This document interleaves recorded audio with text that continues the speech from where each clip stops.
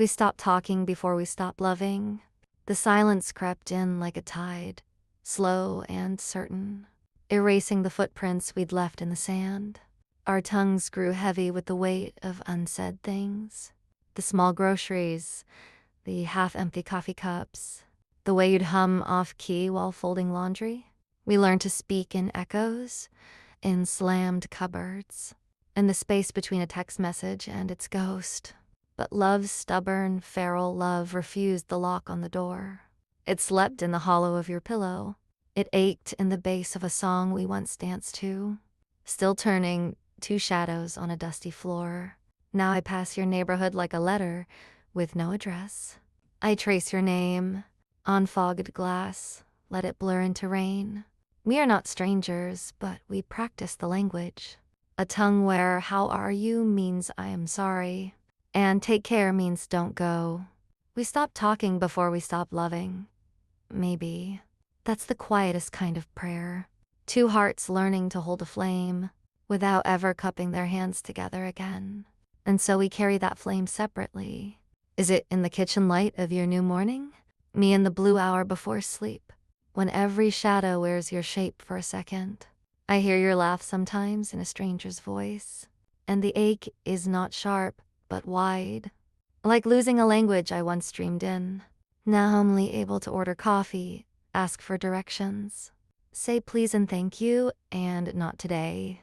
You'd think time would teach us to unlove. But instead, it teaches a different kind of holding. The way a river holds its source, even miles away.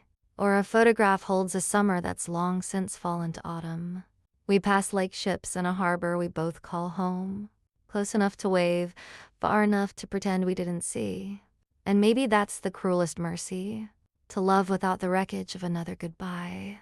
To speak only in silences that never ask for an answer. So I'll leave a light on, though you'll never come back. You'll keep my favorite book on your shelf, though you'll never read it again. And the world will keep spinning its ordinary grief. The mail arrives, the kettle boils. The phone doesn't ring. We stop talking before we stop loving. Maybe that's the quietest kind of prayer. Two hearts learning to hold a flame, without ever cupping their hands together again. And still the flame doesn't die. Not because we fan it, but because we don't. It burns low, a pilot light beneath the floorboards, warming the house we no longer live in. Yesterday I saw your favorite flower, the one you said looked like small suns, growing wild by the bus stop. I didn't pick it. I didn't take a photo, I just stood there, letting it witness me, remembering you quietly, the way rain remembers the river. Sometimes I wonder if you've built a new language with someone else. A language of good morning kisses, of I'll grab the milk, of stay a little longer, and I hope you have. And I hope your new tongue has no trace of our silence.